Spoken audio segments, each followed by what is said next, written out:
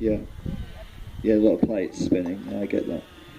The reason I like to go with them is I want it to be like I'm riding them, so I'm much more involved with that, and I want them to be reflecting what I'm doing, so when I get on them, it's good. The things going on around you are good, but it's gonna obviously take some of his attention, which is going to mean that you're going to have to work harder to occupy him. But if you were walking down the road, it'd be the same sort of deals. Things like when he's not listening to you, you're going to ask him little questions to get him listening to you again. So one of those questions would be like when he's trying to look out here, you just putting some pressure on him and saying, can you just stay around me? Can you just keep that hip underneath you? So you're keeping him engaged in that respect.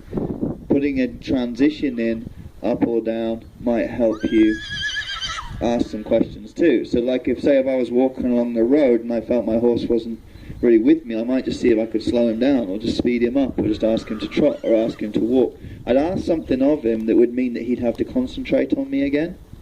Do you see? So see how he's kind of looking over there now, like that. So if you just are there, see now he's starting to focus on you more, so ask him a little bit more. Now he's listening to you. Do you see? So just something simple like you picking up on that lead rope was enough to bring him back and engage him with you again. So that might be a similar thing you might do if you were riding him. You might just run your hand down your rein, just something, just to see if he was listening to you. Does that make sense? We've got a leading exercise we're going to do in a little bit as well, which sort of works on a similar sort of principle.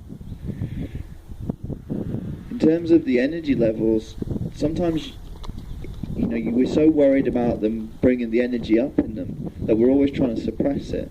Now, you've got all the tools you need if his energy levels come up on the ground here. You can yield his hindquarters, you can keep him away from you.